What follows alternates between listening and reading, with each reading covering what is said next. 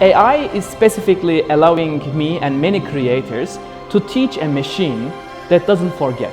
But when a machine learns, can it dream?